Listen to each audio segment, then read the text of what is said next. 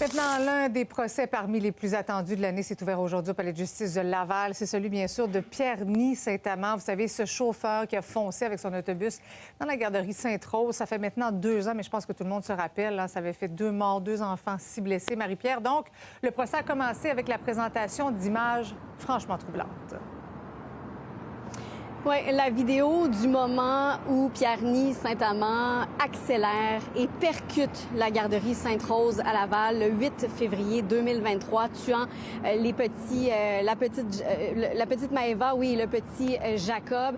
Une vidéo très troublante, Marie-Christine. Là, j'étais dans la salle et je t'avoue là, que c'est difficile de voir ces images-là. Les parents qui étaient aussi ont entendu des pleurs, même des petits cris étouffés.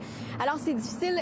La séquence là, dont je vous parle, elle est frappée par une ordonnance de non-publication. Mais ce qu'on peut vous montrer, c'est les images avant et après, donc l'impact sur la garderie. Vous allez voir à l'écran. Donc, on voit l'accusé qui fait son trajet habituel, là, celui qu'il fait tous les jours. Tout se passe normalement.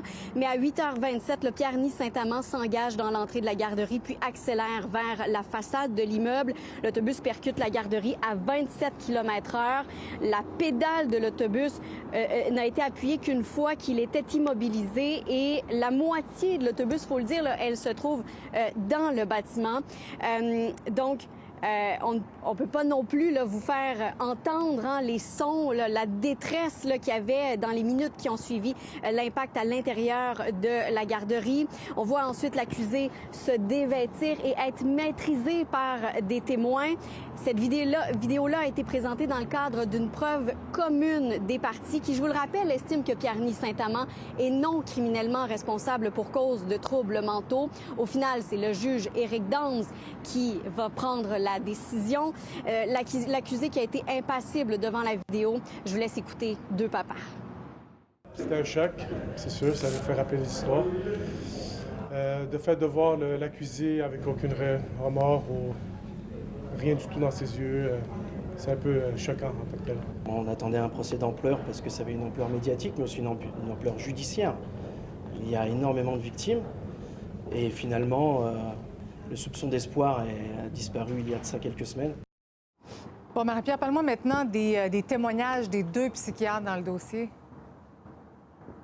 Oui, 2 psychiatres qui ont évalué l'accusé pendant son séjour à l'Institut Philippe Pinel, où il se trouve d'ailleurs toujours.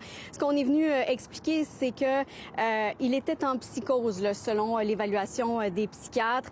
Il faut savoir que Pierre-Ny Saint-Amand, qui est d'origine cambodgienne, est arrivé au Québec à l'âge de 10 ans. Il est orphelin. Il a vécu dans 3 différents camps de réfugiés, a dû traverser des champs de mines sous les bombardements. Donc, une des psychiatres qui a dit que l'accusé ne se souvenait carrément pas du tout du moment où il a percuté la garderie. Les critères sont sévères pour déterminer qu'un accusé est jugé non criminellement responsable, comme nous le dit cet expert. Il faut souffrir d'une maladie mentale, mais c'est pas tout. Il faut que cette maladie-là soit à un point tel qu'on ne soit plus capable de comprendre ce que l'on fait, ou encore qu'on ne soit plus capable de savoir que c'est mal. Donc, habituellement, c'est des gens qui non seulement ont une maladie mentale, mais qui ont une psychose assez intense. Habituellement, c'est des gens qui ne sont plus dans la réalité. Alors, Marie-Christine, le procès se poursuit demain. Dans les prochains jours, on devrait entendre des parents qui sont intervenus sur la scène là, à la garderie Sainte-Rose de Laval. Quelle tragédie quand même. Merci beaucoup.